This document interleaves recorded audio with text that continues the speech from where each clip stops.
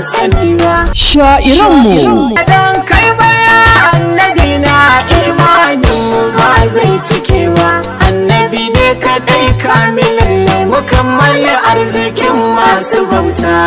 Sha'iranmu shirin Sha'iranmu Ana ji da idaniya ban ji ya shiga gaibu ba. A wani sabon shiri na Sha'iranmu.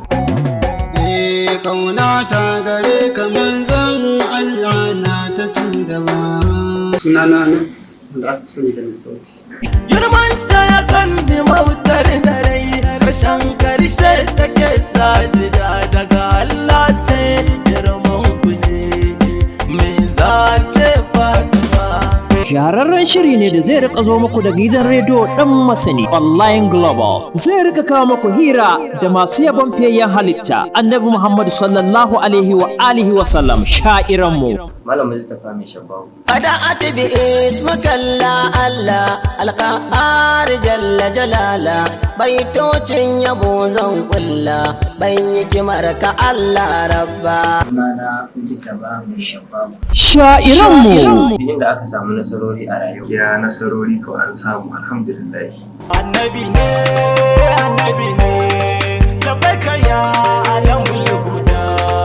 Wani irin kalubale aka samu a rayuwa? Abu ɗaya ne dai wanda gaskiya ni ba zan taɓa mantawa ba.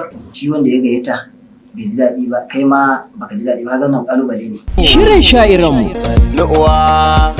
Sannu uwa Fatima.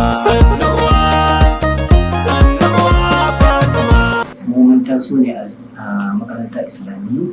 Allah kada te musan Fatima, sayyada Fatima. Allah ka kashe mu da san Fatima. Masha Allah. a duk ranar Litinin a YouTube channel ɗinmu mai suna ɗan masani radio da misalin karfe 9 na dare. Kar ku bari a baku labari, ku shiga YouTube channel ɗinmu mai suna ɗan masani radio, ku yi subscribing, ku danna mana like, ku danna ƙararrawa domin samun shirin da zara mun ɗaura. Kar ku manta sunan shirin Sha'iranmu. Koda ina cikin al'umma, yabo ya dinga tashi sama. Shirin Sha'iranmu